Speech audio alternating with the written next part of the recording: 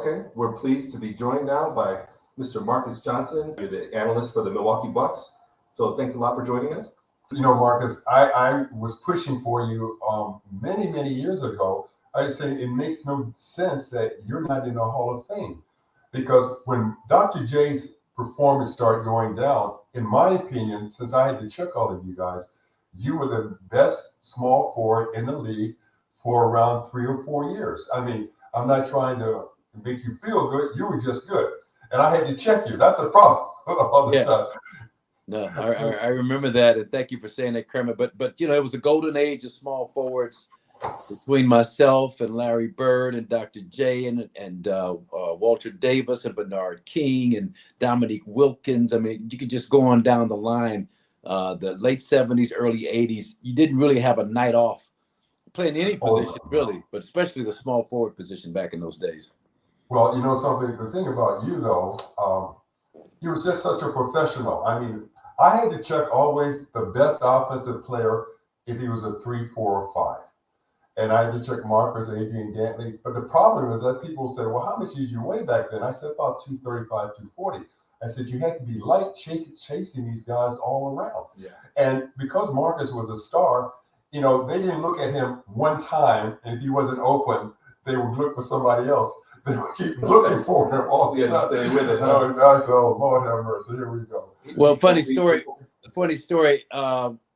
My second year in the league, when I averaged close to 26 a game, I had started off the season scoring 30, I think 6 or 7 games in a row. And we wound up playing the Clippers. And you and Sidney Wicks, another good friend of mine, and another guy that knows my game like you did. You guys both came to me before the game and said, "You're not getting 30 tonight." Between me and Sidney, you're not getting 30. I think I wound up with 18. You guys are right, but you and Sidney were two of the guys that were the toughest for me to go at. Number one, because with the Lakers, you'd back off me and like dare me to shoot my rookie year. You'd be like, "I got to get that to you. We don't believe you can knock that 20-foot shot down, so I'm gonna back up. You can have that shot all night," and kind of messing with my head and I wound up working on my shooting that off season, going into my second year, became a much better shooter. But I'll never forget that you guys broke my 30-point string that I think Giannis and Antetokounmpo tied like 6 games in a row to start the season, maybe about 3 seasons ago. So they kept bringing that up that I'd scored like 36 straight games. But it was you and Sidney that put that streak to rest. Thanks a lot, man. Thanks a lot, buddy. Appreciate it. You were tough, and you're right. All those small power forwards. Small forwards and power forwards, but it was a lot of really good ones. But I want to tell people we first met when you were at UCLA, and we worked for Athletes for a Better America.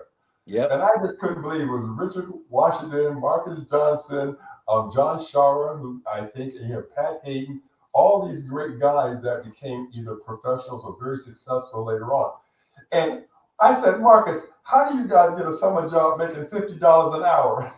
Yeah, well, we only work 2 hours a day now. Tell them what we did. Well, we went around into the deepest, most dangerous playgrounds in inner city Los Angeles. It was sponsored by the city, Athletes for a Better America. We met up at the King's X restaurant on La Cienega and La Tejera. And we met every morning and then piled into a yellow city van driven by, first Chuck was the guy, then a guy named Tony, Italian guy named Tony. And we would pile in, and it was just a bunch of athletes from different sports. Dwight Hawkins was the boxer. Don Peterson was the weightlifter. You mentioned Pat Hayden of USC, J.K. McKay, John McKay's son, John Shara from UCLA. We had Ron Hunt, former Dodger, I believe, was the baseball representative, and we go around and do sports clinics and talk to the kids about positive messaging and positive role models and all that kind of stuff. So it was a really good experience, and I just kind of stumbled into it along with Richard Washington. I think they were looking for a couple of college guys to go along with you pro guys, and man, that the pay was great. Working 2 hours a day, $50 an hour. You get $100 a day for going out and playing basketball with a bunch of kids every day. So that was one of the most fun jobs I've ever had. And I was 17 years old, coming out of Crenshaw High School. I think I had a cast. I'd broken my foot the last day of high school. that Saturday after I graduated playing basketball. And so I had a cast that first summer, but I think I worked that 2 summers with you, and you invited Richard and I by your house. You barbecued some ribs, you and your former wife, I think Pat was her name. And we had a great over in Briarwood, right near the Forum. Had a great time, and just never forget your hospitality and you kind of giving me the insights of what it took to be a professional basketball player. No, Marcus, you were so much better than me. Before we go any farther, tell us about UCLA, because were you on the last championship with John Wooden? Yeah, so 1975, Richard Washington and I were both sophomores, and that was a tough year. My freshman year, I thought Kermit was a year that was pretty much a guaranteed championship. We had Bill Walton, Jamal Wilkes, Dave Myers, just loaded with a bunch of talented basketball players. And I actually started about 8 games my freshman year. I started the rematch against Notre Dame after they had ended our 88-game win streak back in South Bend. And so I started as a 17-year-old freshman. I think I had like 17.7 rebounds in that nationally televised game. Back in those days, we played home and home. We played them January 17th in South Bend. They beat us in the 88-game win streak. We played them on the 24th back in Poly Pavilion that very next Saturday, and I started that game. And so that was after coming off the bench Friday against Santa Clara, this great coach, Carol Williams, and I think I had 20 points. I was looking it up a few months back for a project I was working on. And I think I was 10 for 11 from the field against Santa Clara. Coach Wooden started me that Saturday afternoon against Notre Dame, had a great game, and we beat Notre Dame. But then we didn't win the championship. So we lost to David Thompson and North Carolina State down in Greensboro. You remember David was one of my all-time favorite players just because of his athleticism, man. You just can't believe these youngsters today, the quickness of which he got off the floor. He had like a 48-inch vertical jump or something crazy like that, and a feathery touch, and they upset us in double overtime down in Greensboro, right in their backyard, North Carolina State down in Greensboro, North Carolina. But then we went on and won it that next year. For Coach Wooden, that was his last championship, his 10th in 12 years. I was a starter on that team. Even though I started off the season, Kermit, I got sick with hepatitis and lost like 20 pounds in 7 days. There was some question as to whether or not I was going to play that year. They wanted me to redshirt. I was in the hospital. I lost all this weight. So, funny story, my mom and dad used to come visit me along with Coach Wooden and other people. But my mom used to smuggle in smothered steak, smothered chicken, greens, cornbread, peach cobbler and ice cream. Like, we gonna get this weight back on you, boy. You gonna play this year. We gonna get this weight back. And I wound up, getting strong enough to play that season, even though my fatigue level was really high. I couldn't play that long, but it was a great experience. I had a great game against Arizona State in the Western Regional Finals, and Lionel Hollins and that team. I had like 35 and 12 rebounds to be the Western Regional MVP, but we went on and beat Kentucky and Louisville, Junior Bridgman. Who was on the Kentucky team? And Louisville Louisville had Junior Bridgman. They had Wesley Cox was a freshman on that team. They had a guard named Phil Bond. They had the player that really was tough on that team that really never made it as a pro was Alan Murphy. He had like 30 plus points against us in that game. I think it was an over. It was the funny story with the Louisville game. They had a coach by Denny Crum. So Denny Crum was a former assistant at UCLA. So they ran the high post offense, like playing a mirror image of ourselves. They'd run a high cut lob. We'd run a high cut lob off the high post offense. It wound up, Kermit, a close ball game. I think the score was tied and we were down 1, and we had to foul intentionally. And Denny put a guy in by the name of Terry Howard, little 6 foot. I remember. Had never missed a free throw the whole year. 28 for 28 that season. He went to the line and missed the front end of the 1-and-1. We got the rebound, called timeout, set up a play. I passed to Richard Washington. Richard hit a jump shot. We beat them in the last waning seconds of that game. Richard had like 28.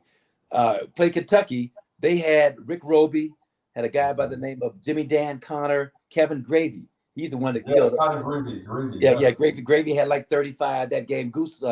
Jack Gibbons was a freshman on that team, but they were huge. Dan Hall, Tim Guyette. They had a bunch of thick white guys on that front line who were all like 6'9", 6'10", about 250. 240, 250 back in those days was huge. But we wound up beating them in the finals and giving Coach Wooden his 10th and final championship. So that was a highlight of my college career. Well, you know what? One of your highlights too, because I watched you play, was your final home game. You remember that? It was nationally televised. Or Okay. maybe it was because I was in LA and watched it. Yeah. You had a tremendous game. We played Cal. I think I had 37 against Cal Berkeley. They used to tape delay all our games at 11 o'clock on Friday and Saturday night. Dick Enberg started out being our announcer. Then Al Michaels took his place. So it wasn't a drop off in quality. We had Dick Enberg my first couple of years. And then Al Michaels, I think, finished off and called a lot of my games after Dick Enberg moved on and became a national broadcaster for NBC. But had a great game, 37, kind of capped off the career on a fitting note. And the thing about that senior year, that was the first year that they had brought the dunk back. And so the dunk had been outlawed in 1966, 67. Because of Kareem's sophomore year.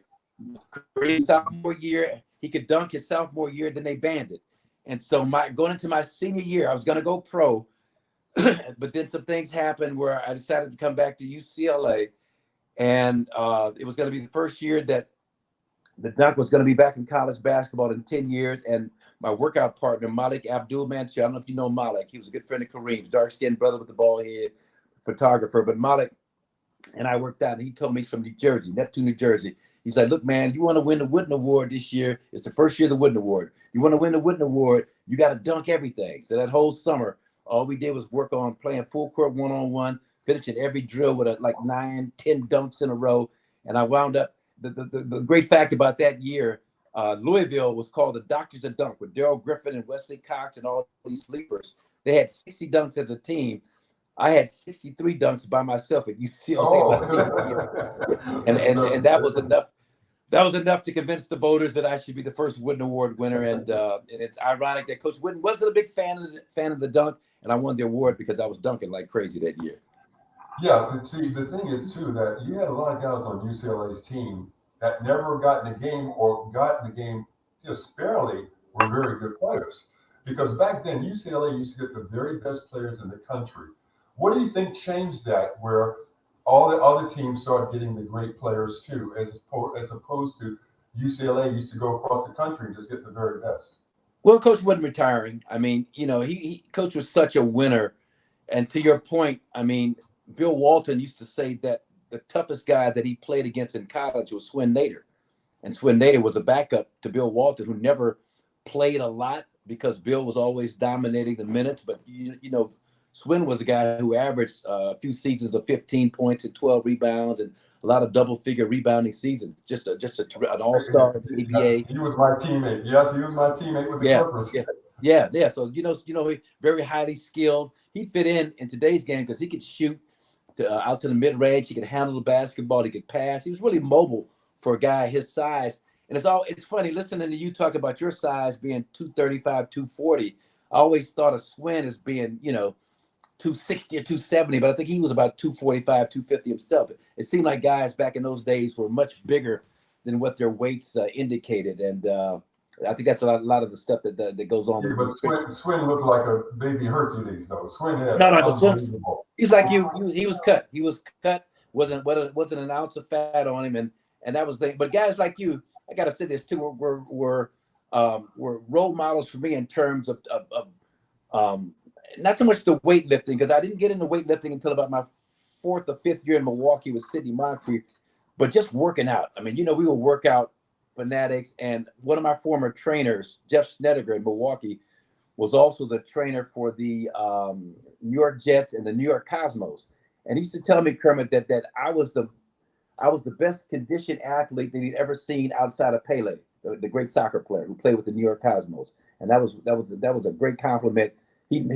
Jeff would measure our body fat. I think my body fat was like under 4% or whatever it was. But we were just so into, I like to say that I played hard, I partied hard, which I did, and I worked out hard. And it was almost like the two ran hand in hand because I'd be so guilty about doing some nonsense like the night before. It's like, man, I got to get up early. and run all that crap out of me.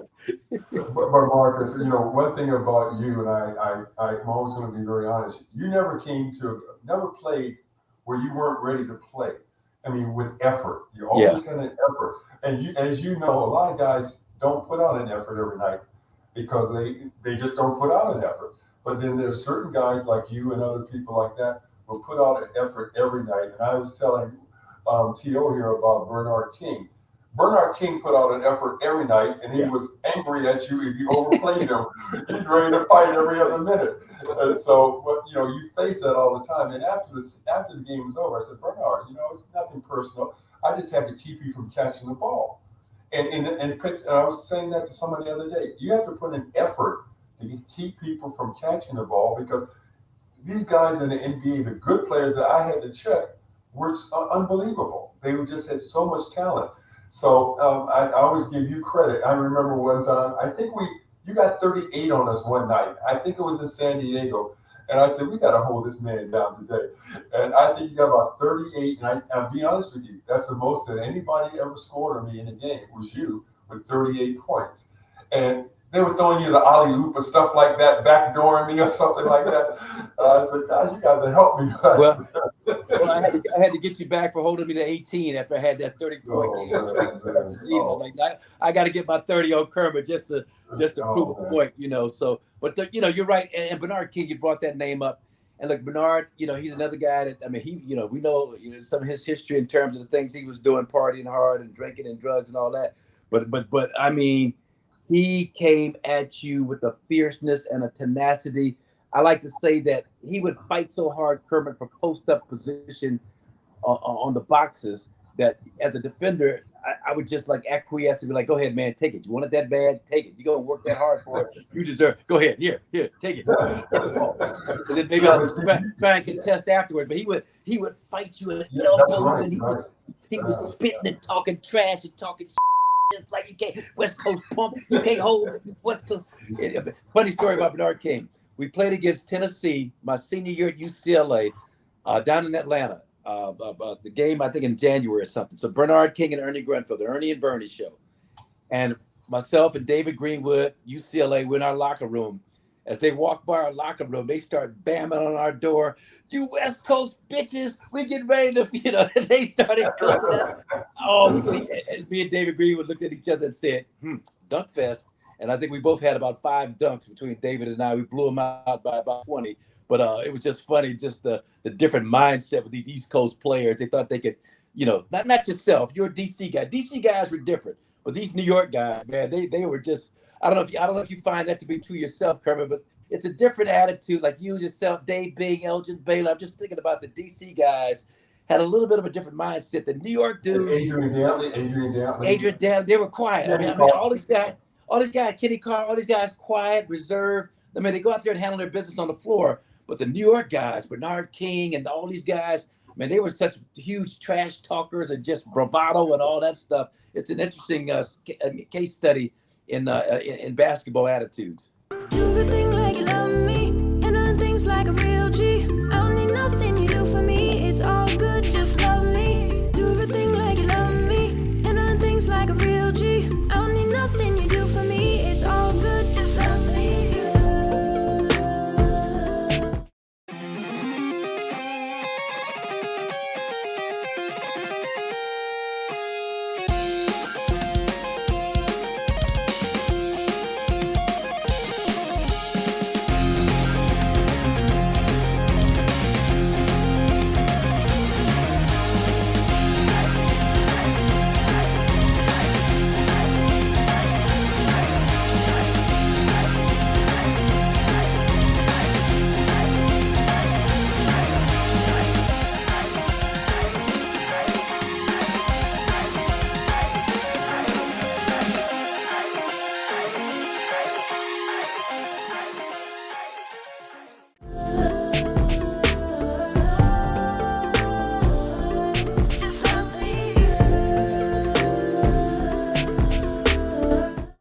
Well, tell me, did you have to ever check Adrian Dantley?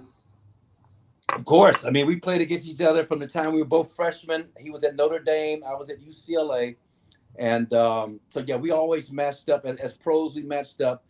And Adrian was remarkable in the fact that at 6'4", and may have listed him at 6'5", but he's really about 6'4", 6'4 and a half. His efficiency, scoring the basketball in the post, the mid-range face-up, the jab step, create separation. People, Kermit, don't understand how highly efficient and skilled. He averaged 30 points a game, like 3 or 4 seasons. I think in Utah, a couple of seasons. But it was done efficiently. He always shot in the mid-50s, 55, 56% from the field, and didn't miss a whole lot of shots. And he was one of the most remarkable scorers, I think, in the history of the NBA. I knew him ever since he was 14 years old. Grew up, we played on the playground together. I never saw him dunk the ball in my life. Yeah. And he would work. He would just work. Everybody kept saying he was fat, too small, and he just a tremendous player. I didn't like playing against him either because they wouldn't get him the ball. And fundamentally, he was really, really sound. But tell us about your cohort, Richard Washington. I loved Richard Washington. As a college player, as a pro, we worked together. He was funny. I mean, he was funny and very, very good college player. Wasn't he College Player of the Year, or was he? No, you were, I know. Yeah, no. Well, Richard was the MVP of the Final Four his sophomore year. He had 28 against Louisville, hit the game-winning turnaround jumper, then had 28 against Kentucky on that Monday night in the championship game, and that's as a sophomore. And he's another guy, Kermit, who was way ahead of his time. 6'9", 6'10", 6'10". He came in at UCLA about 6'9". Well, that was the one thing. He came into UCLA as this highly touted 7-footer out of Portland, Oregon. He facially resembled Kareem Abdul-Jabbar with the beard and the face, looked a little bit like Kareem, not identical, but a little bit like him, like they're from the same tribe or something. But he came into UCLA as this 7-foot next Kareem. They measured him. He was 6'9" and a half. First time I played against him in the summer at the Trade Tech Summer League. That was a really good league, the Joe Weekly Run Dunk and Shoot League down at Trade Tech College. He came in that league, missed 2 dunks in a row, got laughed off the floor, so didn't have a good freshman year. But he turned it around his sophomore year, and we were roommates from the time we were freshmen until he went pro as a junior. So I knew him as well as anybody, and I could tell you some of the stories with Richard Washington that would have you laughing for days and days. But one of the funniest guys I've ever been around. But the thing about Richard, Richard was so talented outside of basketball. And so Richard could, in terms of using his hands, I heard a bunch of sawing and nailing and hammering going on in our living room. And I woke up about 3 o'clock in the morning, like, Richard, what the hell are you doing?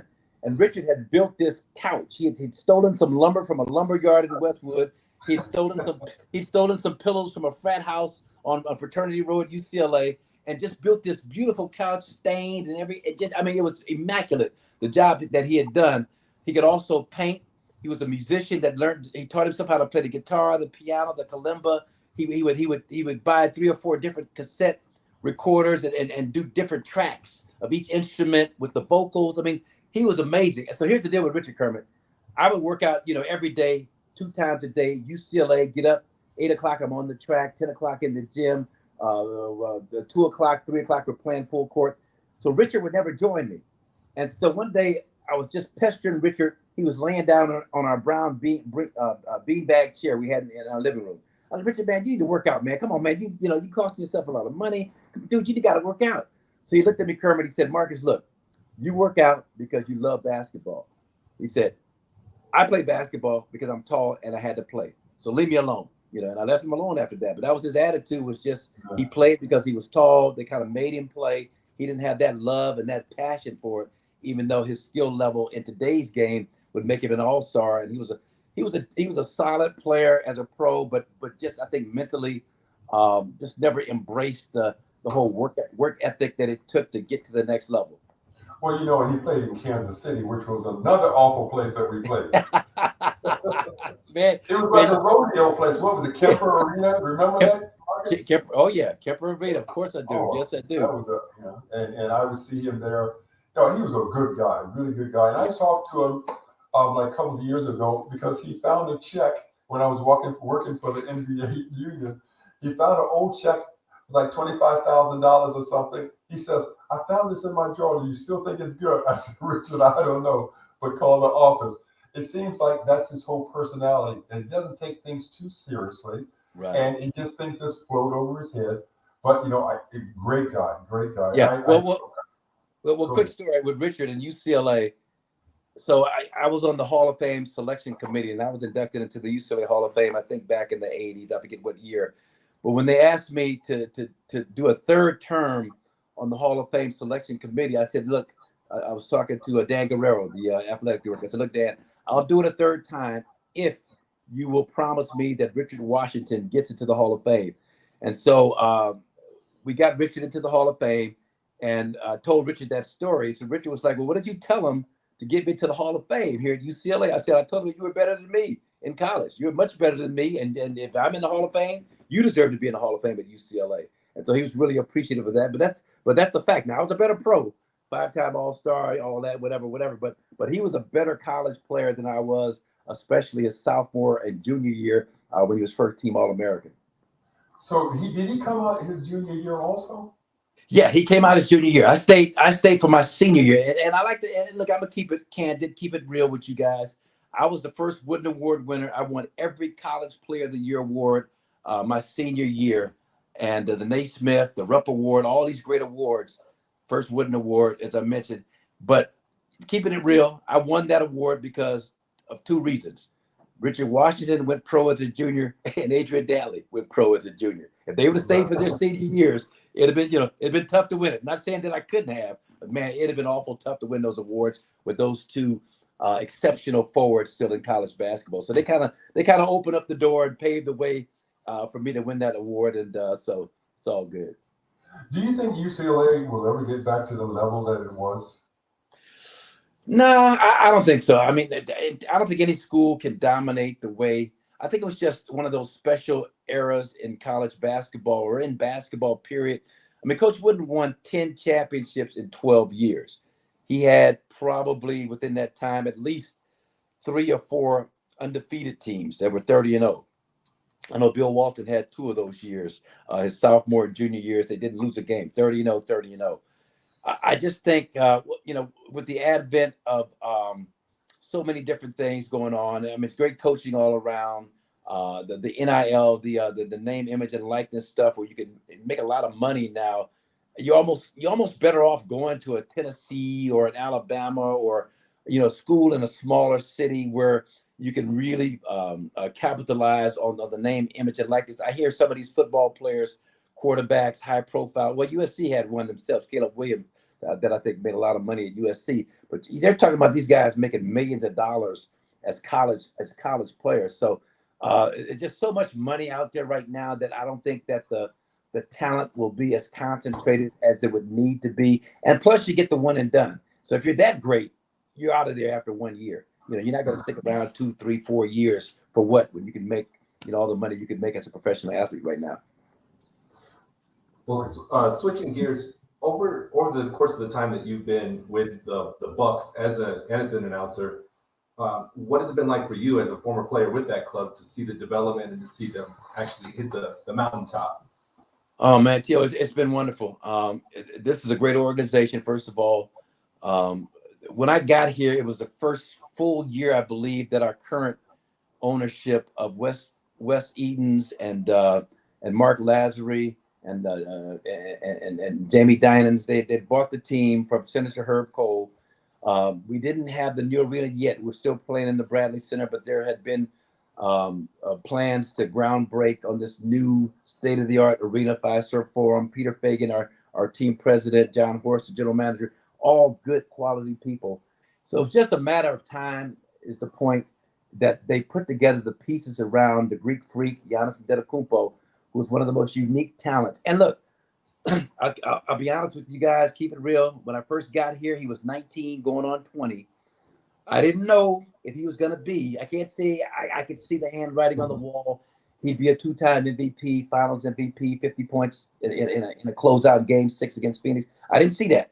I saw a guy who I thought could be a 17 to 18, 19 point per game scorer, maybe a 20 points a game in a good year, give you 10 or 11 rebounds, and make an all-star team every other year, every 2 or 3 years, maybe 4 or 5 all-star teams.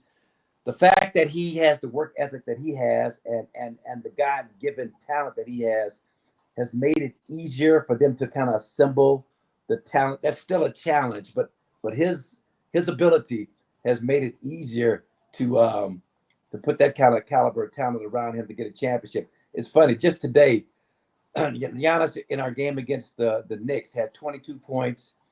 We beat the Knicks, a late game rally, came back. We had 7 guys in double figures. So, T.O., we were on the elevator, coming down the elevator with Giannis earlier today. So I was like, man, it's nice when you don't have to score 40 or 50 for us to win. 7 guys in double figures. But he didn't respond to this word.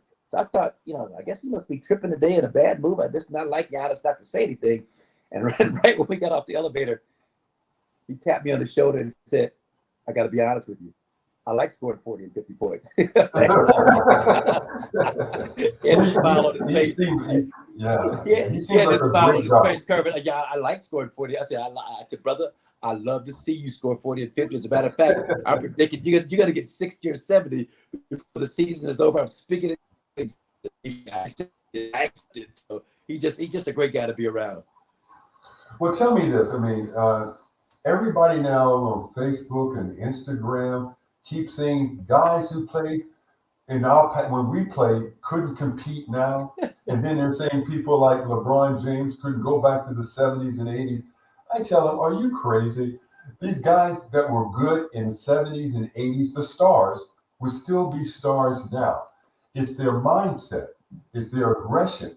They didn't take nights off.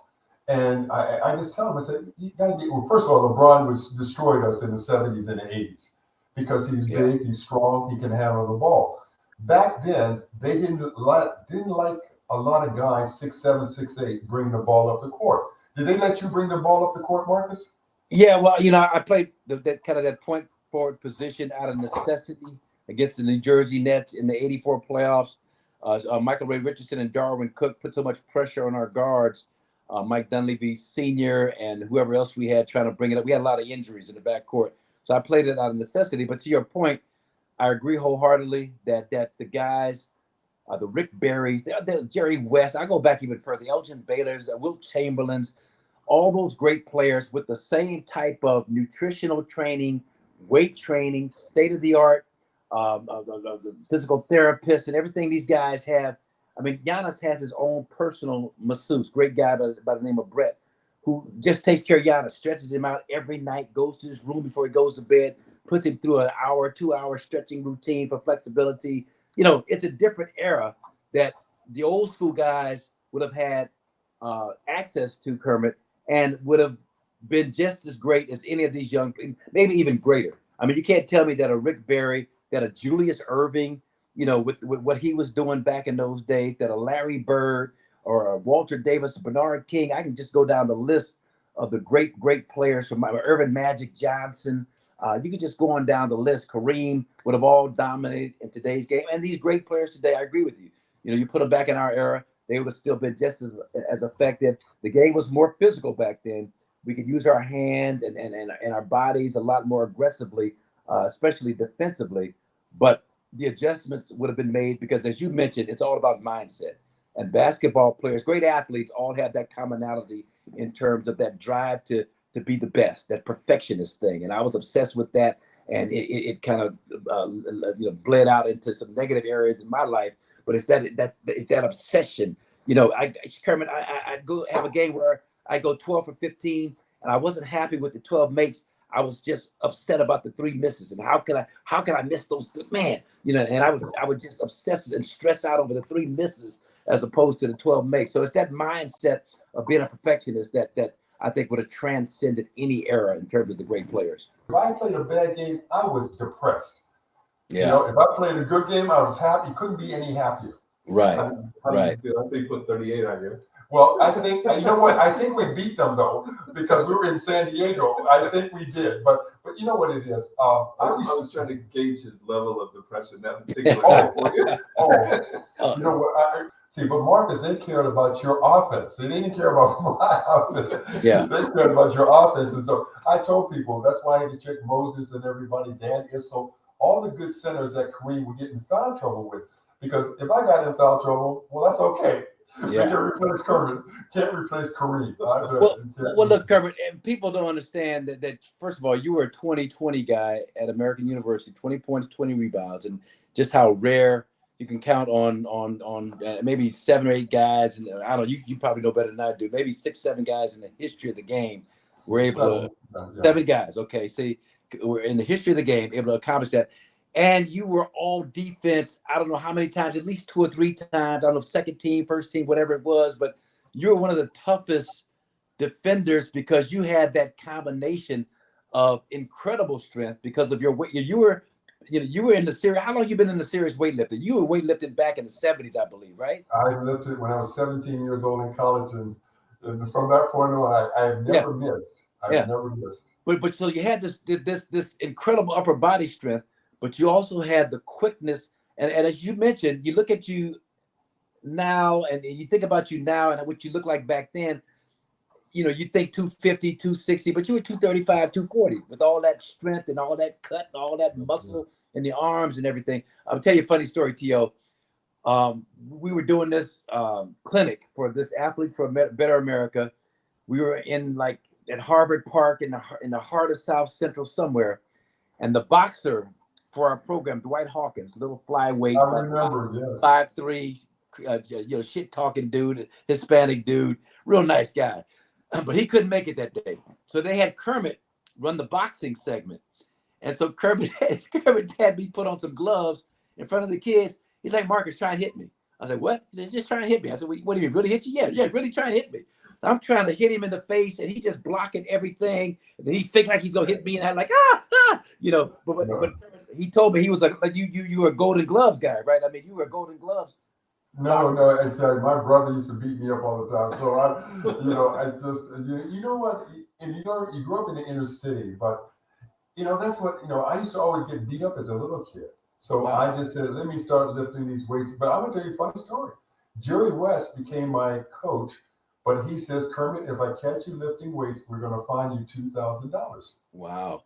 And I said, okay, I'm not going to lift. I went back to Gold's Gym in Venice Beach and kept lifting because I knew none of them would ever be around there. But they didn't realize that you had Lonnie Shelton, you had Maurice Lucas, Trump Robinson. You just had all these big guys. You don't remember Leonard Gray, but see, Lonnie Shelton was me. And Clifford Ray always acted me. I don't know if he was really me, but you had all these big ones. Maurice Lucas wanted to fight all the time. But see, he didn't do me, but he would start the game off with the elbow to somebody's face. That was Maurice. And I just told him, I said, you elbow me, one of us is going to be in the hospital. I used to say that to him. I just said, one of us will be in the hospital. But it was a very physical game back then. And when you would run through the middle, maybe when you would run through the middle, you could elbow somebody trying to go through the middle. You can't do that now because they put you out the game. Yeah. But back then, in a foul, you couldn't get an easy layup. What did the coaches tell people back then for a guy trying to make an easy layup? No layup rule in effect. Don Nelson just say, I'm paying all fines. Take them out. No, I'm paying all fines. Paul McKeskey. Whoever, no layup, Alton Lister, no layup rule in effect. If they get a layup, you have a fine you $100. Take them out. And that was the mindset. But Maurice Lucas, I did his camp in Portland when he was with the Blazers going into my rookie year. So we became really good friends after that. We hung out and they had dinner together and just hung out all night. Just had a great time before my rookie season. So we were really good friends, Kermit. But before every game, he would elbow me in the chest, really hard, forearm, shiver. Hey, I just want to get that over with. I got to get that over with. Here, take that. Okay. I was like, come on, Luke. Come on, man. But it was all kind of good natured. But he was kind of sending a message that that friendship thing was out the window for these next 48 minutes, and it's going to be a battle. And then after that, we could be friends again. But he was a great guy in terms of just his personality and the things he did for the community. And I love him. And it was sad when he passed away. It's kind of, Kermit, you ever think about all the guys that we played? Moses Malone, Daryl Dawkins, Caldwell Jones, Maurice Lucas. I mean, it just seems like there's so many of the guys. Goes on and on. People I played with, people I played, Connie Hawkins, all these guys. Let me see. You had Connie Hawkins, you had Happy Harrison, Bill Bridges, you had Cliff Mealy passed away. Yeah. One team, like 7 or 8 guys just from one team have passed away. Then Yeah. Randy Smith, who was in great condition Oh all my the time. goodness. Yep. And he was Yep. always, and all he did was talk about those swing nails. He was talking about you from the beginning you walked in that door till you left. But it was a fun team. That's the only team I played on, Marcus, that we didn't have pressure. San Diego, we didn't have pressure. LA, you have pressure. Boston, pressure. Portland, it's a religion. You know, it's a religion up there. And so, I mean, I enjoyed all those guys. Not at first when I first came in the league, because I was 21 and these guys were 36, 35, 34. And they were mad because I was making $100,000 in 1973, and Happy Harrison was making $50,000, and Bill Bridges. So they tried to beat me up every day in practice. Yeah. But Wow. when you came out, Marcus, what was your first contract? Since you were the number 3-player or 2-player pick? Number 3, right? Yeah, I was the third player pick. The Bucks traded Swin Nader to Buffalo to get the first pick. They drafted Kent Benson out of Indiana, so he was number 1. I was on the court. Were you? I don't know if you were with the Lakers that game when Kareem. Yeah. If you watch it, I'm the one that made a shot. I shot the ball and it went outside and it went in. And that's the only jumper I shot. That's funny because I was guarding Jamal Wilkes. I was guarding Jamal, and so I had my back turned to Kareem and Kent Benson. All I heard was a thud. I turned around and then Kent Benson was kind of stumbling, and Kareem was dancing over him like Muhammad Ali. Get up, mother! Get up! Get up! Get up! Great! Great! Not getting up! Back up! But my first contract with the Bucks now, you know, it was reported that I was making, I think, $200,000 a year or something like that. But the way they structured the contracts back in those days, mine was escalating. So I think it might have averaged out to 200 over 6 years. But the first year, Kermit, I made like 95. And then the next. Oh, but back then, government was taking 50% of our money. Yeah. 95, like 120 or something like that.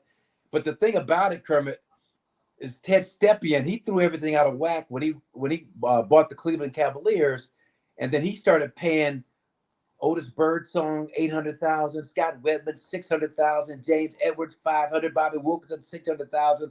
So man, I went to the Bucks. I'm making $125. I'm like, wait a minute. I'm first team All Pro my second year. I'm averaging 26 points a game. Something don't make sense here. So that started a lot of acrimony between me and the Bucks. I think I held out a couple of times and just really demanded that, you know, I was paid what I was worth back in those days. And I got to blame Wilt Chamberlain too, because Wilt used to play with us at the men's gym at UCLA. Wilt Kermit was 43, 44 years old.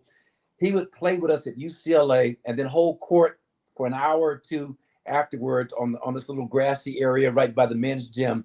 And he would always tell me, man, get your money, do whatever you got to do to get your money. You let the years in this league playing professionally is limited. So this one day, quick story about Wilt. Wilt and I are playing 2-on-2 against David Greenwood and Roy Hamilton, 2 UCLA greats. And so David Greenwood is just lighting Wilt up, talking trash. Oh man, you can't guard me, old man. I don't know why you out here trying to guard me. So Wilt tells me, he says, Marcus, come here. Pass me the ball every time. So Wilt gets deep post position on David Greenwood. David Greenwood is 20 years old, 21. He's number 3 pick in the draft of the Chicago Bulls. Two-time first team All-American. Wilt proceeds, Kermit, to dunk on David probably 8 times in a row. He just catches it, bounce, turn, boom. And then David just kind of walks off the court. Oh, Wilt, you, man. You still ain't shit, man. You still ain't shit. But that's Wilt at 44. But Wilt would always talk to me about, but Wilt would tell me, Kermit, that he never held out. That what he would do, he'd have a hamstring pull. And he'd tell Jack Kent Cook, but his hamstrings, and I got to get healthy until I get like another $25,000 on this contract. Finally, Jack Kent would capitulate, give him the raise, and all of a sudden, miraculously, the hamstring would heal, and he'd be out there playing again. See? So, anything else you want to talk about? I just want to. The Bucks being 2.5 games out from first place right now, everything looking pretty good, right? Health wise. No. I mean, so right now we're waiting for Chris Middleton to come back. Chris Middleton had a knee injury that he had surgery on in the playoffs against Chicago last year. Was out for a long period of time. Came back and played against the Lakers his first game a couple of months ago, and had a wrist injury after that. But came back and played against the Lakers and developed some swelling in the knee. So he's been shut down for the past few weeks. And so we're just trying to maintain. I mean, we started out 9-0. I think we went like 17-14 after that, just to kind of maintain and just hold the fort until Chris Middleton can come back. A great stat is that there are 13 teams in the league with 2 guys averaging at least 20 points a game. That's the most that has been 2 20-point scorers in a long time. It should be 14 because Chris Middleton is a guy you can pencil in for 20 points and 6 or 7 rebounds, 5 or 6 assists. He's a closer. You know, he's our closer. Giannis is our superstar. Chris is our closer. We want the ball in his hands when the game is on the line. So we're happy kind of right where we are, not ecstatic, not satisfied, but all things considered, I think we're happy to be in the position that we're in. And then, you know, you get Durant, he's down right now with an injury, so you don't know how long he's going to be down, how that's going to impact the Nets. And so we'll see how it pans out. Boston playing great basketball right now at this point too. So we just want to be healthy come March, April, as the season winds down. If we can be 100% healthy, get everybody back by then, playing well, we'll be satisfied. Marcus, my last question for you. For me, I think the Greek Freak is the best player in the NBA right now. And it's not just because you're on the show. If you look at everything that he does and the consistency and the lack of getting injured every other day, like some of the superstars are, I consider him the number 1 player in the league. What do you say about that? Well, I can't argue, and as we've talked about, it's been a recurring theme, just the toughness, the mindset, the willingness to compete every possession. Kermit, look, he can't shoot as consistently as some of these other guys, Kevin Durant in particular, Steph Curry, obviously, Luka Doncic. But what he does is he puts so much pressure on the defense. Look, we played the Wizards back to back, right? So Giannis didn't play the first game, I think New Year's Day or something. He sat out that game to rest a knee that had been giving him some issues. The Wizards, Rui Hachimura and all these other guys, the Daniel Gafford had these huge games against us, played great basketball. Giannis played that next game a couple of days later against that same Wizard team, and these guys were completely different players, nowhere near as effective because he put so much, Porzingis, he put so much pressure on them each and every possession, attacking, looking to dunk on them, drawing fouls, keeping in their heads because they're always looking for him. That's how he impacts the game from a psychological standpoint as much as anybody in the game today. And this is a guy that is not a consistent outside shooter. It's all about scoring in the paint, second in the league behind Zion Williamson in terms of paint points.